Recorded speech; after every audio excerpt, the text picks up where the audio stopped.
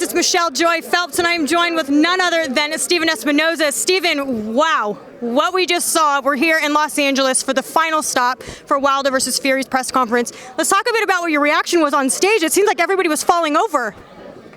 Oh, well, it was. There's clearly some affection. These two guys do like each other, bottom line, but there's also an underlying tension, and people think it's maybe a little rehearsed or choreographed. What you saw was real emotion. Not that I endorse it. We certainly don't encourage it, but it happens sometimes. You got two big guys in close proximity. There's a lot at stake. There's a lot of ego, a lot of pride. One of the Watsons takes a tumble. He's all right. He'll be all right.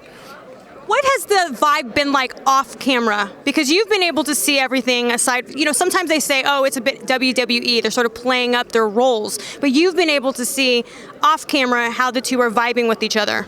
Well, I think what people need to keep in mind that you can respect somebody and still be highly driven, ambitious, and competitive with them. And not like them. Right. That's, and at a certain point, each of them represents a huge obstacle in the progression of their career, in getting to that next level financially, legacy-wise, sport-wise, everything. So, what Deontay has spoken about very clearly is about he respects the journey that Tyson has been on. And in fact, over the last few months, the last couple of years, he's reached out a couple times on his own to sort of with words of support. And I think Tyson remembers and appreciates that. So I think that's part of the reason you see that respect.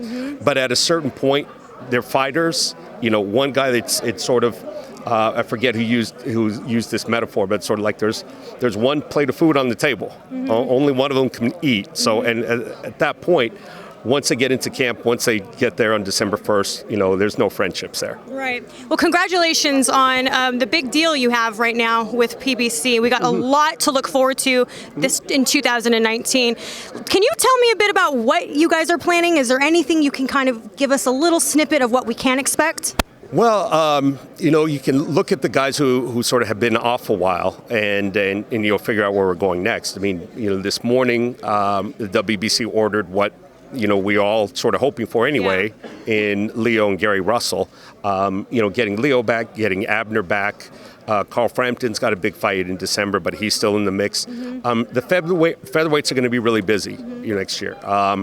The Charlos are due for a fight, both of them, and they're lining up with some interesting mandatories. You've got Jermell. They're looking at a unification with Hearn as soon as Hearn is back, back in the ring. And then at 160, you've got Jamal sitting there as a mandatory, not wanting to be avoided. So there's some mega fights. What's really exciting about boxing right now is you've got a bunch of guys between 25 and 30 years old in their prime, guys like, Canelo included, who's now on the market as well.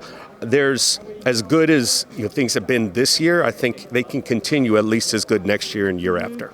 I want to get your thoughts on, in terms of where your relationship is with Eddie Hearn, and I know the whole DAZN launch, and what your thoughts are on all of that. Because I know at one point it was pretty much mentioned that DAZN plans on taking over and putting Showtime out of business. So, yeah, no, we take it as a compliment.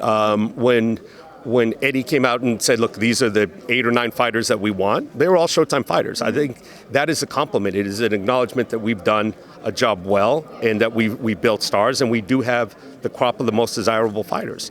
At a certain point, it is a competition. They're sort of stuck in the middle. There is AJ, we would like him. Eddie wants him for DAZN. I think for the good of his career, I don't think he should be on a nascent streaming service that's just building an audience in the U.S. I think this is a critical time for Anthony Joshua in terms of building his fan base in the U.S. And I think going on to a streaming service that's just starting to build an audience is not the right move for him. But having said that, AJ is a smart guy. He's got smart guys around him. And ultimately, I know he'll make the right decision for himself. Well, thank you so much for your time. I know you got the walkway to go down and meet with everyone else. So what can we expect December the 1st? I think you will get fireworks. I mean, there's a lot to prove here. And, in front of the LA crowd, LA is going to come out, athletes, celebrities. It will be a different atmosphere. I'm excited. I love Vegas. Vegas is the home of all the big fights.